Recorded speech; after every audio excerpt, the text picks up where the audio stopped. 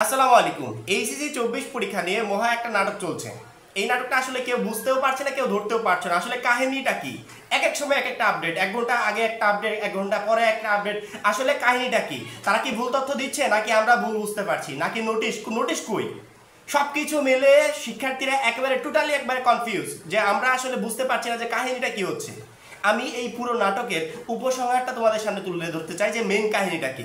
কাহিনীটা হচ্ছে শিক্ষার্থীরা কালকে জোরসোর একটা আন্দোলনের কারণে শিক্ষা বোর্ড এসে বলল যে রুটিন বাতিল করা হলো। ঠিক আছে, মেনে নিলাম রুটিন বাতিল। পরবর্তীতে কালকে নতুন একটা সিদ্ধান্ত আসবে, সেটা হবে 1টার ভিতর। হ্যাঁ, 1টার পরবর্তীতে 2টার ভিতর একটা সিদ্ধান্ত আসলো। সিদ্ধান্ত কি? সিদ্ধান্ত হচ্ছে এইচএসসি 24 পরীক্ষা পুনরায় হবে, তবে সেই পরীক্ষাটা হবে শর্ট টার্মে, অর্থাৎ 50 নম্বরে অর্ধেক মার্কের পরীক্ষা হবে। যখনই এই নিউজটা শিক্ষার্থীরা পেয়েছে, প্রচুর পরিমাণ শিক্ষার্থী তারা মেনে নিয়েছে যে হ্যাঁ আমরা এরকম পরীক্ষা দিয়ে যাই। কিন্তু যারা আন্দোলনরত অবস্থায় ছিল, আমারও সেম প্রশ্নটা ছিল, যে বিষয়ে আমি রিসেন্টলি ভিডিও তৈরি করছিলাম।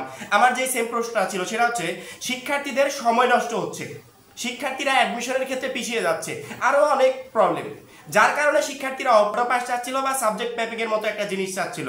কিন্তু এই শিক্ষার্থীদের আবার বলা হচ্ছে যে 11 সেপ্টেম্বর থেকে আমরা পরীক্ষা দেব না, পরীক্ষা আবার পুনরায় 2 সপ্তাহ পিছিয়ে যাবে। সেক্ষেত্রে যেই কারণে তারা আন্দোলন করছিল সেই কারণটা তো পূরণ হলোই না, বরঞ্চ তাদেরকে আরো ক্ষতির মুখে ফেলে দেওয়া হলো। যখনই এই নিউজটা শিক্ষার্থীরা শুনেছে, আবার পুনরায় আন্দোলন শুরু হয়ে গেল শিক্ষা বোর্ডের সামনে। একটাই দাবি, এই দাবি আমরা মানি না, নতুন করে শিক্ষা বোর্ডকে সিদ্ধান্ত নিতে হবে।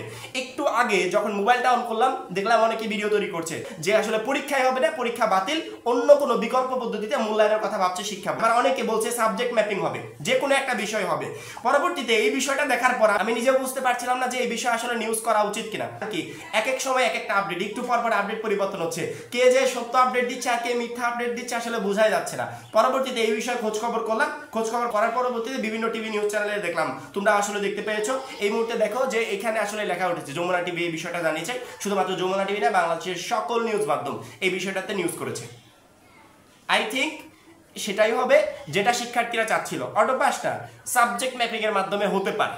ঠিক আছে, সাবজেক্ট ম্যাপিং এর বিষয়টা তুলে ধরেছে এখানে। তারা যে বিষয়টা বলেছে যে পরীক্ষা বাতিল ঘোষণা করা হয়েছে, স্থগিত যে পরীক্ষাগুলো অর্ধেক মার্কে নেওয়ার কথা ছিল সেগুলো বাতিল ঘোষণা করা হয়েছে। আমাদের যিনি প্রধান উপদেষ্টা তিনি কিন্তু বলেছিলেন যে যে সিদ্ধান্তই আসবে শিক্ষার্থীদের মতের প্রেক্ষিতে আসবে, শিক্ষার্থীদের উপর কোনো কিছু চাপিয়ে দেওয়া হবে না। আই থিঙ্ক তিনি এই বিষয়টা ভেবেছেন যে শিক্ষার্থীদের উপর আমরা আরো বাড়তি প্রেশার চাপিয়ে দিচ্ছি। যেই পরীক্ষা না দেওয়ার জন্য শিক্ষার্থীরা আন্দোলন করছিল, সেই পরীক্ষা পুনরায় পিছিয়ে তাদেরকে আবার একটা বাড়তি প্রেশারের ভিতর ফেলে দিচ্ছি। যারা ভালো স্টুডেন্ট তারা কনফিউশনে ছিল যে আমরা আসলে কি করবো, পরীক্ষার প্রিপারেশন নিব না অন্য কিছু নেব। একটা সিদ্ধান্ত আসুক, এক সিদ্ধান্তে সবকিছু ক্লোজ হয়ে যাবে। ফাইনালি একটা সিদ্ধান্ত এসেছে, এবং তোমরা যে নিউজটা টিভিতে দেখেছো, বিভিন্ন পত্রিকাতে দেখেছো যে তোমাদের পরীক্ষা বাতিল করা হয়েছে। হ্যাঁ, এখন আমরা মানে একেবারে মন থেকে বলতে পারি এটা একটা অ্যাকুরেট সিদ্ধান্ত হয়েছে। প্রচুর পরিমাণ শিক্ষার্থী কনফিউশনে ছিল, প্রবলেমে ছিল, অনেকে হাসপাতালে, অনেকে অনেক কারণে প্রবলেমে। শিক্ষার্থীদের পুনরায় এত আন্দোলনের পর পরীক্ষার প্রিপারেশন নেওয়া কখনো সম্ভব ছিল না। শিক্ষা বোর্ড যে সিদ্ধান্তটা নিয়েছে, অবশ্যই এই সিদ্ধান্তটাকে ফাইনালি আমি সাধুবাদ জানাচ্ছি। প্রচুর পরিমাণ শিক্ষার্থীর এতে উপকার হবে, এবং সিলেট বোর্ডের শিক্ষার্থীরাও টেনশন করবে না। তোমাদের জন্য বিকল্প একটা ব্যবস্থা বোর্ড ভাববে, এবং বোর্ড যখনই সিদ্ধান্ত জানাবে তৎক্ষণাৎ তোমাদেরকে জানিয়ে দেবো।